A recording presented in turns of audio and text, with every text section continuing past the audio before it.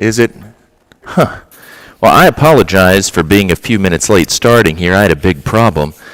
I could not find my Bible, which is both embarrassing and kind of insurmountable. But, I don't ever look at that thing until I get up here. So, no, I basically use this to preach and to teach out of. But if I'm looking through stuff, during the week getting ready, I don't necessarily always flip through it. I might be comparing different versions, or I might just look it up on the computer since I'm typing there. It's easier than flipping around.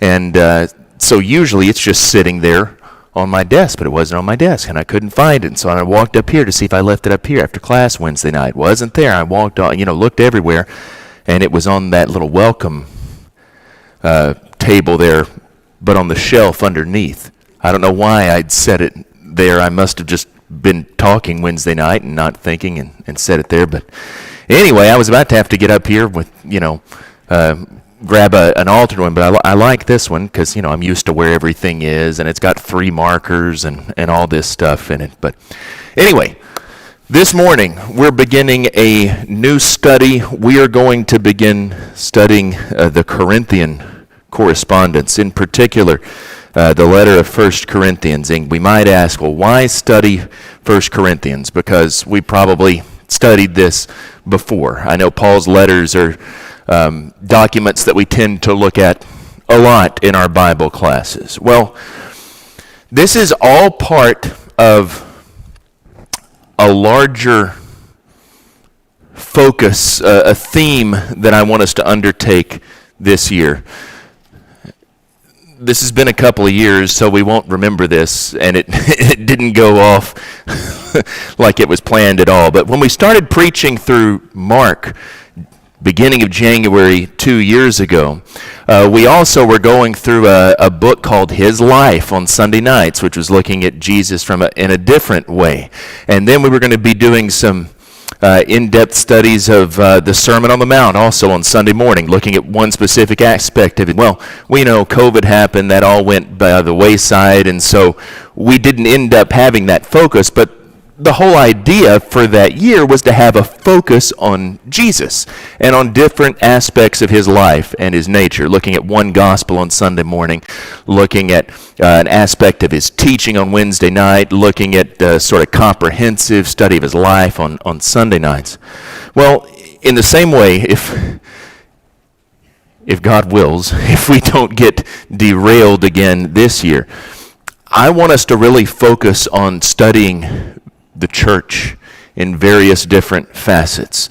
So we're going to preach not exclusively, but largely from the book of Acts on Sunday mornings. We'll start that next week. I want to look at the history of the church there and see what it is they had that we might be able to recapture in our own day. We're going to have a topical approach to different aspects of the church on Wednesday evenings, starting this coming Wednesday. And we're going to begin by studying through 1 Corinthians here on Sunday mornings. And the reason for that, for this particular aspect of that, is that this letter, perhaps more clearly than any of the other of Paul's letters, is written to a church with problems, very visible problems. Just like all of the epistles, this is an occasional document. And what we mean by that is that there's some specific circumstance that caused this to be written. We'll get into that more in just a moment. But this letter is a product of Paul's particular concern for this specific church and the issues that it was struggling with at that particular time. But the thing is, the problems that it was dealing with, as we'll see, they resonate in every generation, and I think many of them in particular speak to our current generation. It's readily applicable to some of the practical problems we face as a church here, and that goes for all churches. I'm not singling this congregation out. I'm saying this has practical focus to all congregations in our day and age. As we're going to see, our world has a whole lot in common with the world of Corinth. And when we understand it against that backdrop, it makes it much more apparent how we can apply it to ourselves. In some cases, the specific problems that we're going to encounter might be some that we struggle with or are similar to those that we struggle with. In others, we're at least going to find general principles that are applicable to our current situation. But also, this is a great letter to study because there are some passages that are universal in scope, where Paul goes in depth on some topics greater than he does anywhere else in his letters. You all know 1 Corinthians 13. There's the most complete treatment Paul gives of the subject of love and how it relates to faith. 1 Corinthians 15, there's the place where he goes into greatest detail about the resurrection, something that's applicable to us at all times.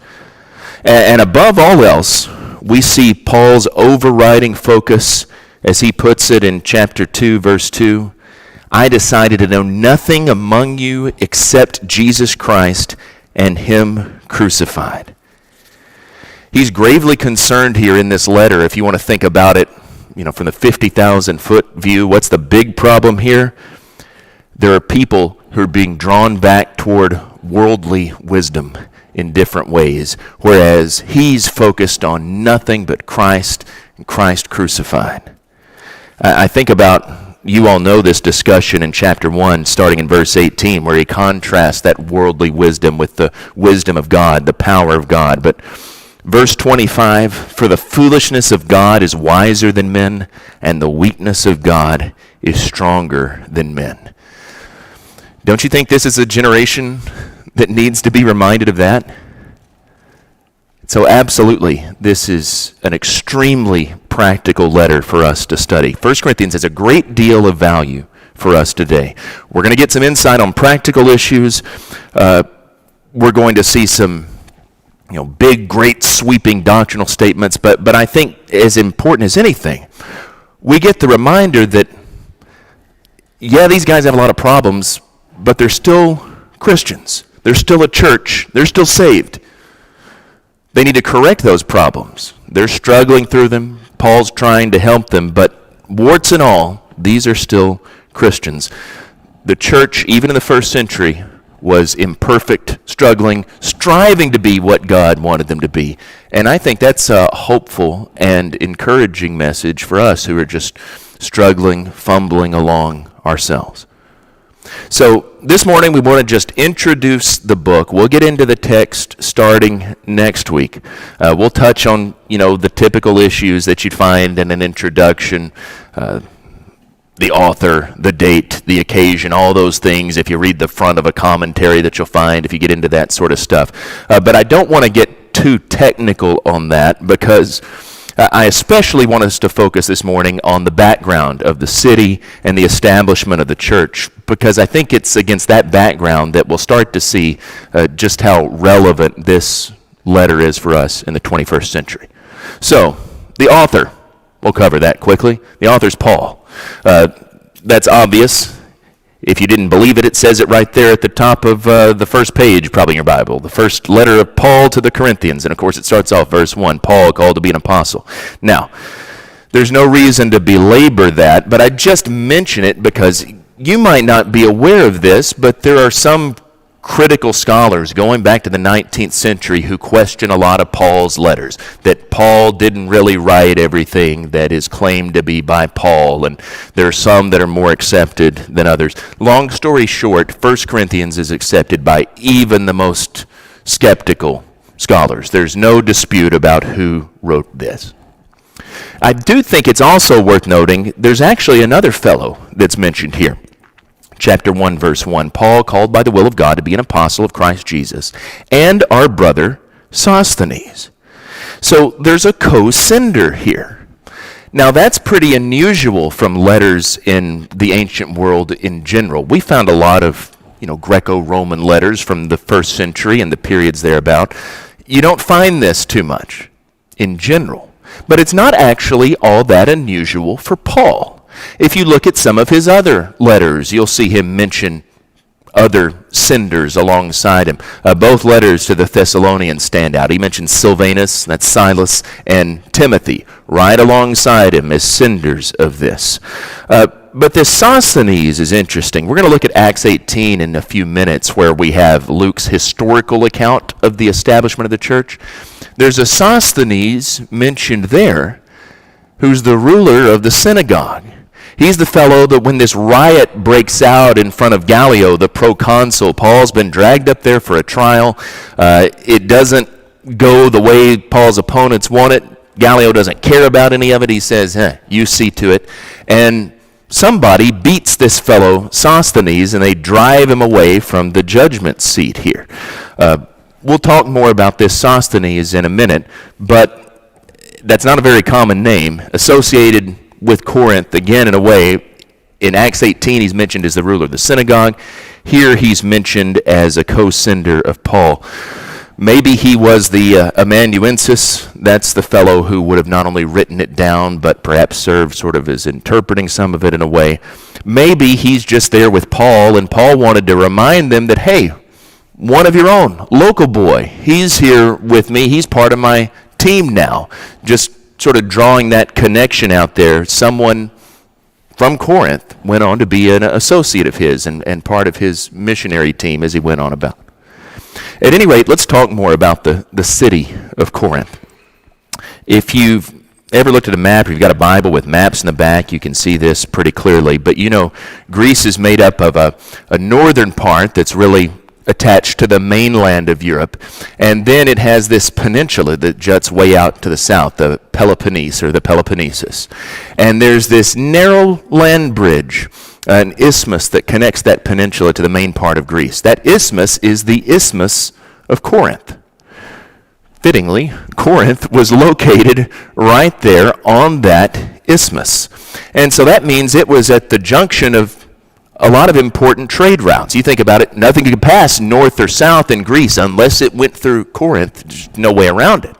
But also, it was a place where traffic that went east and west across the ocean often passed through Corinth. We'll talk about that more in a moment also.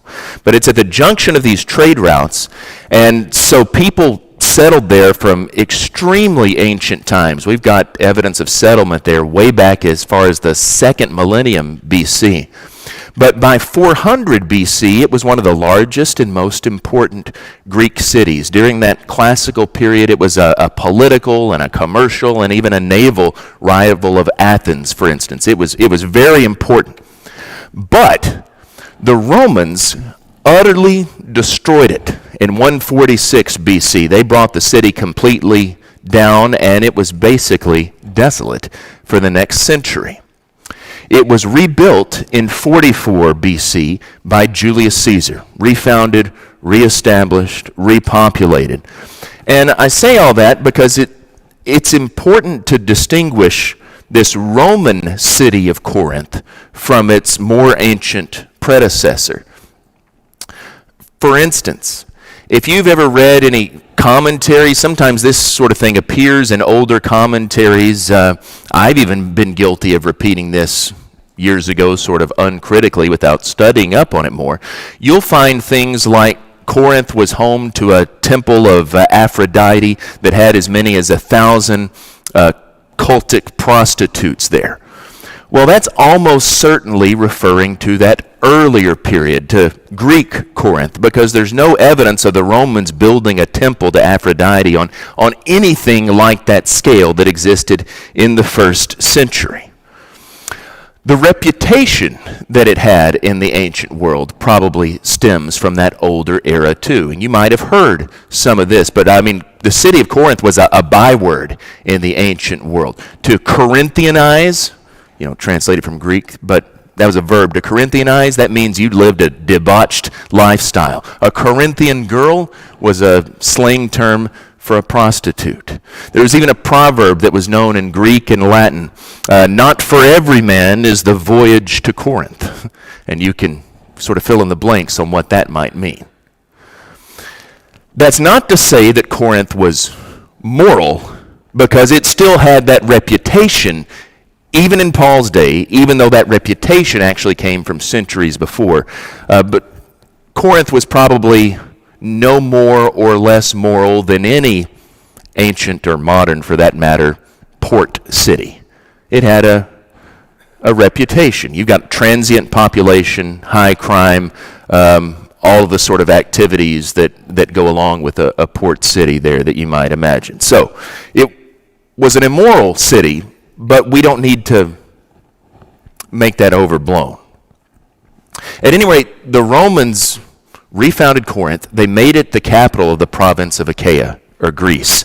And as a result of that, it was an extremely cosmopolitan city. You had people coming in from all over. You know, you had native Greeks living there, of course, but you also had a lot of Romans who repopulated the city. In fact, if you read through 1 Corinthians, you'll see Paul mentioning a lot of Roman names, Stephanus, Crispus, Fortunatus, associated with the city. And there were also various other ethnicities that came in, because this is a big commercial city. Travelers, traders from all over came in and settled in Corinth. So when Paul writes, for instance, in chapter 1, verse 26, he says, "Consider your calling, brothers. Not many of you were wise according to worldly standards. Not many were powerful. Not many were of noble birth." He's obviously talking about the church there, but the church in general reflects the background of the city. That's pretty much the social makeup of the city as a whole, too. The early Roman resettlement of it involved a large number of freedmen, that is, former slaves, especially from Rome, but also from far-flung places like Egypt, who came to Corinth hoping to make a new start. But the implication here is not many of you were wise, powerful, etc. The implication is that most of them weren't, but a few of them actually were. A few were wealthy. A few of them were powerful. And that's the sort of thing we know of from ancient Corinth too. This was a place where people would go to try to start over, to try to make their fortune, because you could get rich quick. Fortunes were made, fortunes were lost. People could start fresh here, and there was opportunity. So it was politically important as the capital of the province. There was a great deal of commercial activity. We've touched on this and mentioned its location. Obviously, all the land traffic flowing north and south in Greece had to pass through Corinth, but a good deal of sea traffic did too. There was no canal going through there. There is one today, although it's not actually big enough to hold modern ships, built in the 19th century. The Emperor Nero wanted to build a canal, but he never was able to complete it.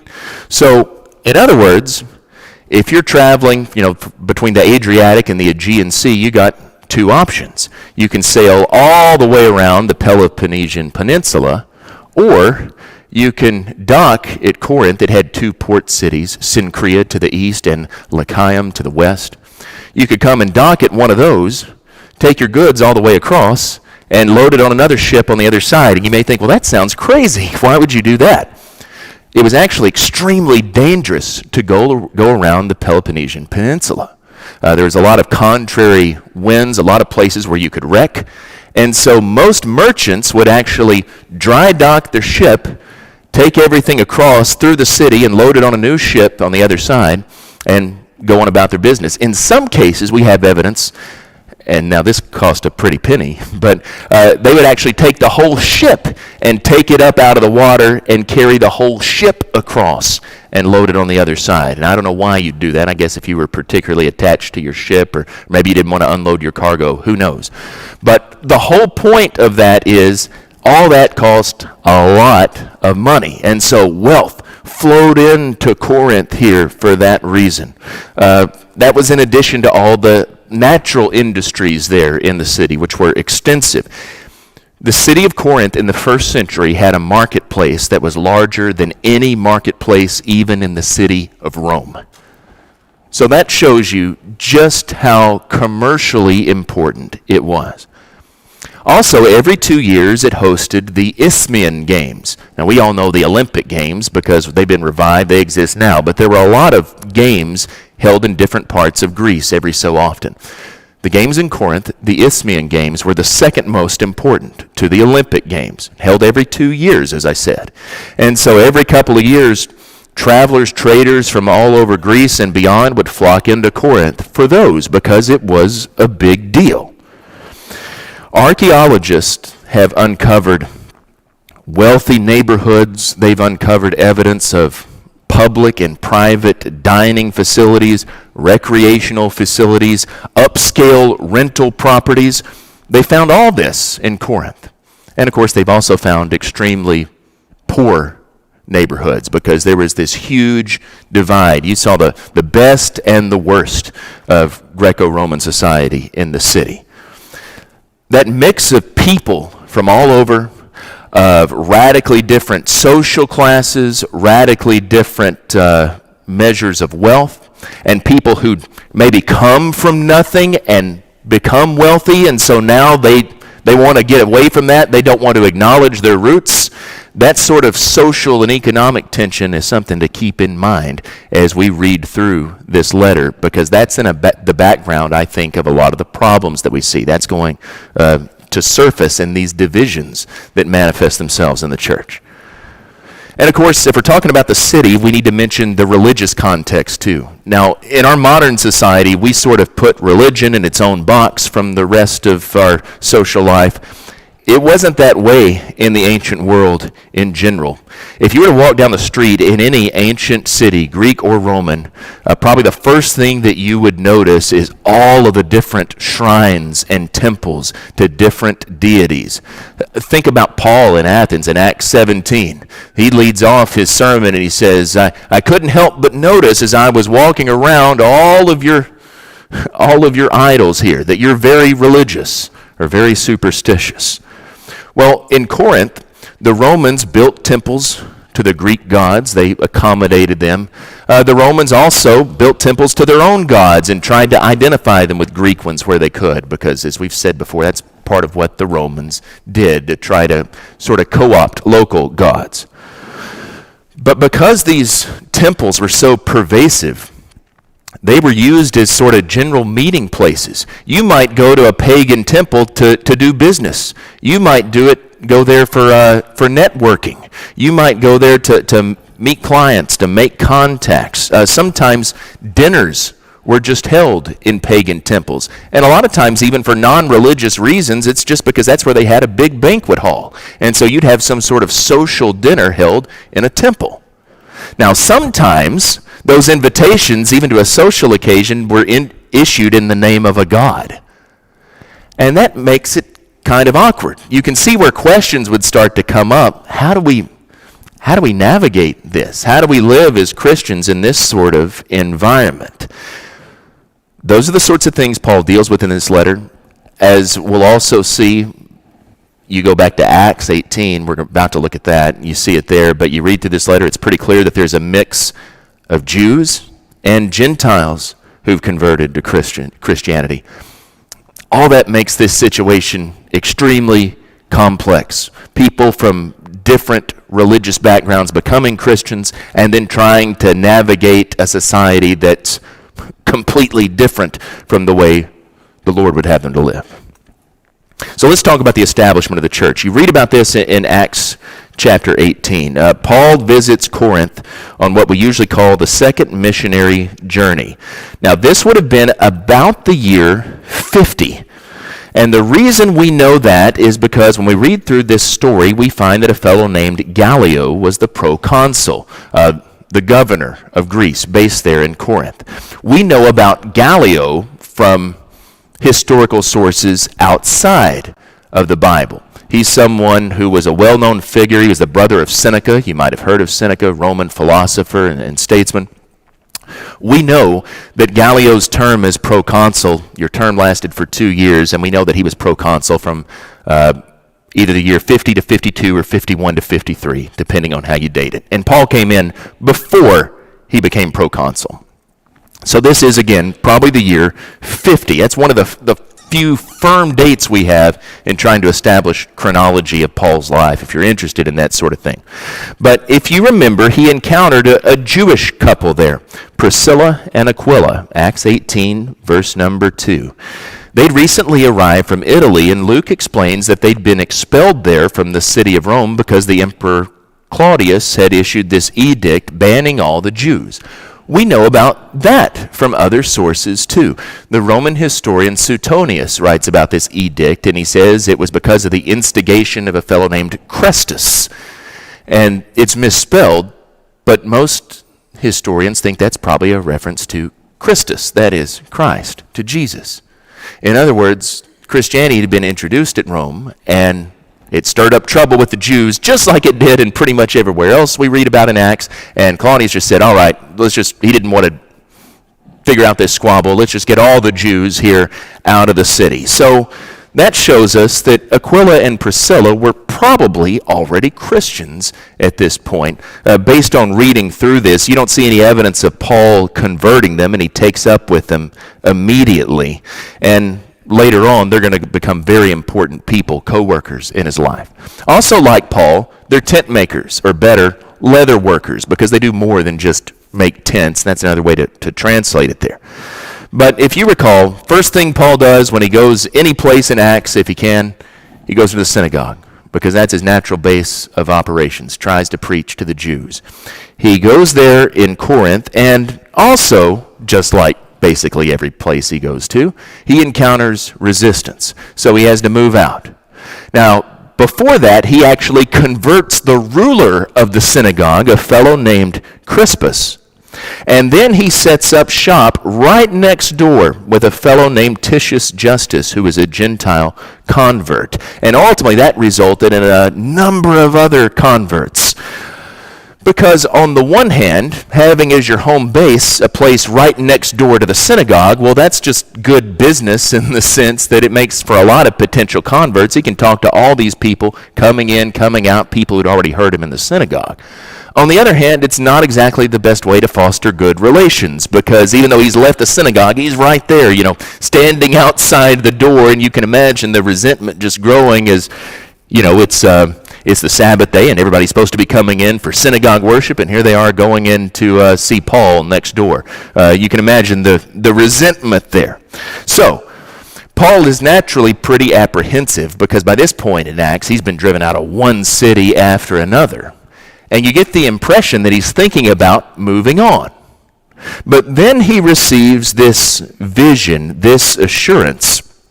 Don't be afraid. Acts 18:9. Go on speaking, don't be silent, for I'm with you. And no one will attack you to harm you, for I have many in this city who are my people. So don't worry, you've got a lot of work to do here. And he ultimately stays there 1 year and 6 months, 18 months. Ultimately, he leaves sometime later. There is this blow up here when they finally drag him before Gallio, the proconsul. I mentioned this already. Gallio's not interested in any of that. But even after that, Paul, verse 18, stays many days longer. So he didn't even leave immediately after that. But finally, he sets out for Syria, and he takes Priscilla and Aquila with him. But by this time, after 1.5 years plus, because really we have many days after and many days before he received that vision. So anywhere from 1.5 years to say maybe 2 years.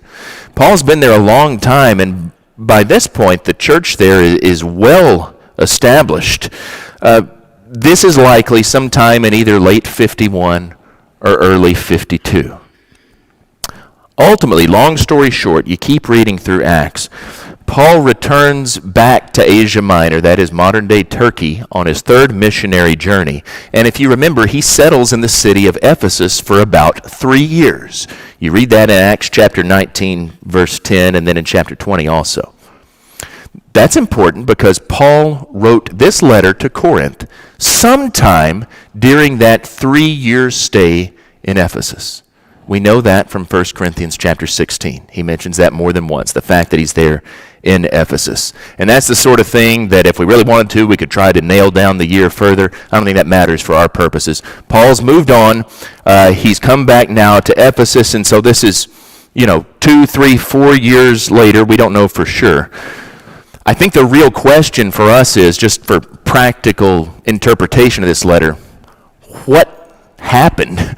Why this letter? Paul's in Corinth for 1.5 years, 2 years. He leaves, and then some undetermined period of time later, but no more than a couple of years later, he feels the need to write this letter.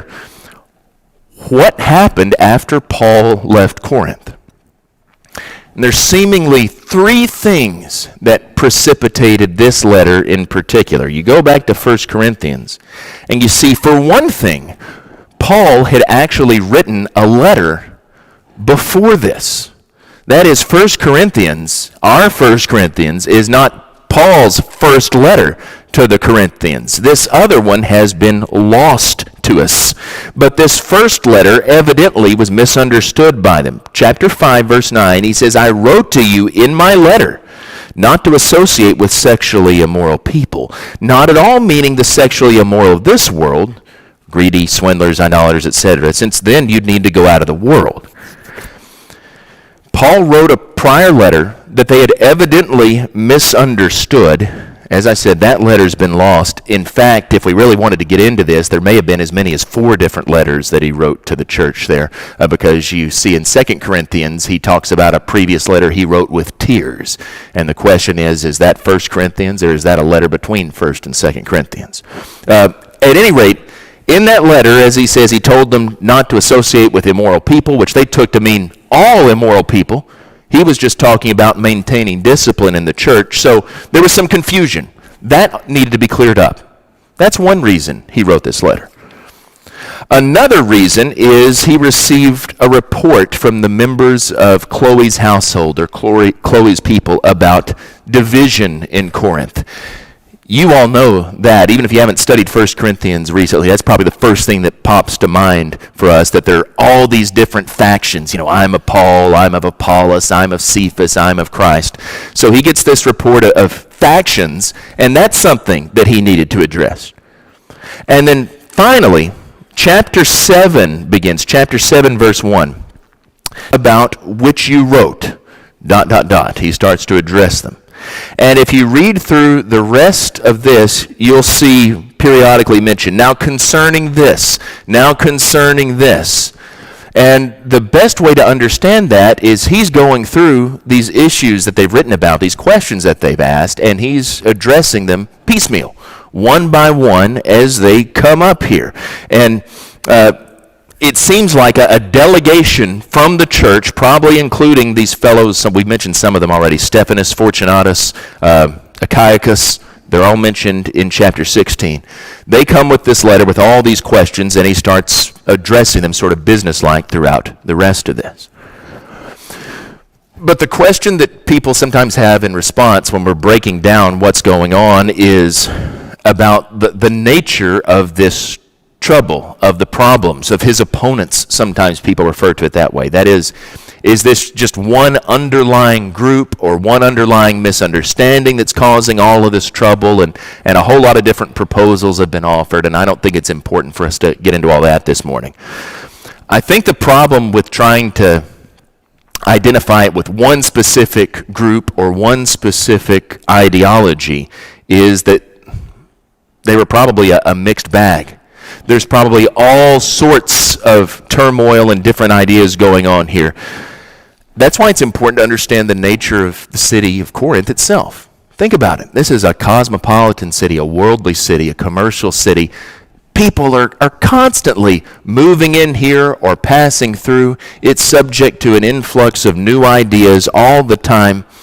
Dan Wallace, who's a great current Greek scholar, he compares it to any church in Southern California in the 1960s or 70s with the kind of new ideas that would be floating through there. And this is his quote, not mine, for any native Californians, don't want to offend anyone. The land of fruits and nuts involves such a diverse influx of ideas, fads, and avant-garde heresies that to pin down any unified group as the opponent of the church would be like trying to nail Jell-O to the wall. So that's the way he sums it up, and I think that's right. It's not any one group, it's everything. It's just the nature of the city. Any new thing that comes up, there's probably a whole lot that needed to be straightened out, and he has to deal with that piece by piece. And probably there's a whole lot of overlap in all these false ideas. And as I said before, I think a lot of it relates to the social tension inherent in the city itself. But any sort of definite identification is, I think, beside the point. But man, what problems he had to deal with here. Does anybody remember off the top of your head some of the issues that he has to deal with in Corinth in writing this letter? I know some of you do. There's several of them. One of them is the let me see how to say this there's a sexual problem there Yes. with a stepson or maybe a stepmother, or I don't know how that Yeah, some sort of sexual relationship where someone is taken up with their father's wife, so their stepmother. So that's a big problem. Yeah. eating food that's been sacrificed to idols. Yep. Several of them. Yeah, food that's been offered to idols, the way we talked about the prevalence of pagan temples. You've got the divisiveness in the church that we've already mentioned, where they're seemingly loyal to different preachers. There's personality conflicts. You have believers, rather than just settling any disputes that they have with themselves, they're taking each other to court. You've got practical difficulties in the church concerning marriage. That's one Jerry mentioned here. I know not everybody heard him, but you've got issues regarding abusing the Lord's Supper. You've got issues regarding disorder in the public worship. On and on and on it goes. And you put all that together, and that's why I think it's so relevant for us. Even if we don't deal with all those things, we can identify with some in our culture. And some of these principles are going to be applicable to things that we struggle with in our own church and churches in general, even beyond this congregation. I like the way Charles Swindoll has summed this up. He says, Paul sought to address a growing number of problems dividing the church. Effects of its diverse membership of Jews and Gentiles, its rocky beginnings of persecution, and the corrupt religious and moral culture in which it ministered. As the lights dim on our own culture, and our churches begin to look more and more like the disheveled, self-serving church in Corinth, Paul's words to that fragmented church take on greater import and more urgent practicality. And I think that's exactly right. That's why we're going to be studying that in the coming weeks. One thing we're going to be doing with this, we're going to get into 1 Corinthians 1 next week. This is not going to be a discussion class per se, but I don't really want it to be just me lecturing either. So I have on the table in the back questions for 1 Corinthians chapter 1. You don't have to answer all these. We're not going to get into all of them next week because I don't know how far we're going to go through chapter 1. But think of this like a sort of guided reading exercise, a study guide. Read through chapter 1. Read it with those questions in mind and think about them. And when we come back then together next week, you'll have an idea of where we're going, the sorts of ways we need to be thinking about this letter, and we can have some good discussion about some of these topics. We'll talk about things beyond what's on there, but that will help you be prepared for class, I think. And so we're going to have that. I won't have a new one every week because it's going to depend on how far we get next week. We're not on a time schedule in the sense that I want to get through this much week in and week out. But I'm going to have like a study guide of a handful of questions for each chapter or each section. There's one back there. You can grab it after class, take it home with you, read through it, chapter 1, think about those questions, and you'll be ready for next week. Anybody with a comment or a question or anything as we close up? All right. We'll stop there. Thanks for your attention this morning.